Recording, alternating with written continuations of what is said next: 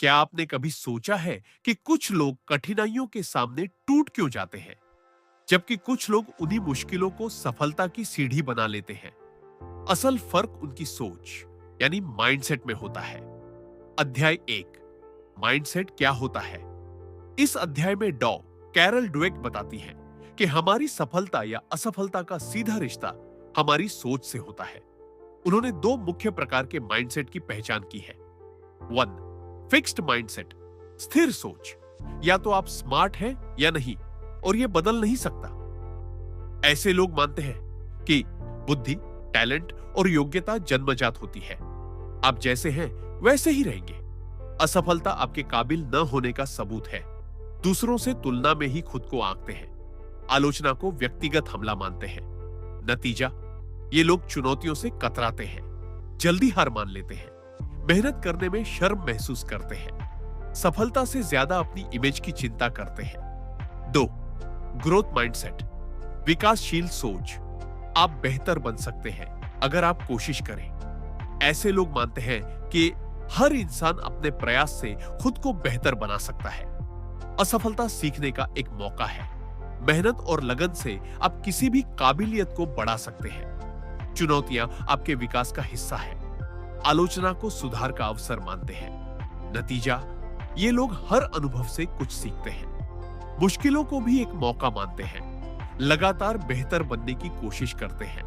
अंततः यही लोग ज्यादा सफल होते हैं। अध्याय 2, माइंडसेट के अंदर झांकना। Mindset, the new psychology of success, Carol S Dweck.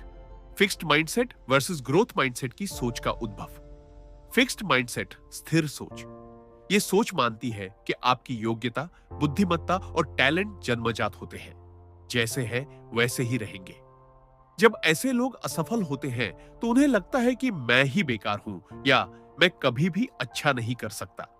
वे चुनौती और आलोचना से डरते हैं, क्योंकि उन्हें लगता है कि इससे उनकी सच्ची पहचान उजागर हो जाएगी। ग्रोथ माइंडसेट, विकासशील सोच। यह सोच मानती है कि बुद्धि और टैलेंट मेहनत, अभ्यास और सीखने से बढ़ाए जा सकते हैं। असफलता को ये लोग सीखने का मौका मानते हैं। उदाहरण, मैं फेल हुआ हूं, मतलब मुझे और मेहनत करनी है। ऐसे लोग चुनौतियों का सामना करते हैं और कठिनाई आने पर हार नहीं मानते। यह सोच बनती कैसे है? बचपन से शुरू। लेखिका बताती है कि हमारी सोच का बीज बचपन में ही बोया जाता है और इसमें 3 मुख्य कारक होते हैं। 1, माता पिता। अगर माता पिता हर बार बच्चे की तारीफ उसकी बुद्धिमत्ता या टैलेंट पर करते हैं, जैसे वाह बेटा तू कितना स्मार्ट है, तो बच्चा धीरे धीरे सोचने लगता है कि स्मार्ट होना ही सब कुछ है। वहीं अगर वे उसकी मेहनत, प्रयास और लगन की तारीफ करते हैं, जैसे बहुत मेहनत की तूने, इसलिए अच्छा किया, तो बच्चा यह सीखता है कि मेहनत से आगे बढ़ा जा सकता है। 2, शिक्षक और स्कूल। स्कूल में अगर बच्चों को केवल रिजल्ट या नंबर के आधार पर आंका जाए, तो वे फिक्स्ड माइंडसेट को अपनाने लगते हैं। अगर शिक्षक बच्चों को कोशिश, सवाल पूछने और गलतियां करने के लिए प्रेरित करें, तो उनमें ग्रोथ माइंडसेट पनपता है। 3, समाज और संस्कृति। समाज में ऐसे संदेश आम हैं, कुछ लोग ही महान पैदा होते हैं या हर कोई सफल नहीं हो सकता। यह सोच फिक्स्ड माइंडसेट को बढ़ावा देती है। वहीं अगर समाज यह कहे कि हर कोई प्रयास से आगे बढ़ सकता है, तो ग्रोथ माइंडसेट को प्रोत्साहन मिलता है। अध्याय का सार, माइंडसेट कोई जादू नहीं है, यह धीरे धीरे बनता है। हमारे आसपास के लोग, विशेषकर माता पिता और शिक्षक, हमारे सोचने के तरीके को तय करते हैं। सही संदेश, सही तारीफ और असफलता को सीखने का मौका मानना, यही है एक सकारात्मक सोच की नींव।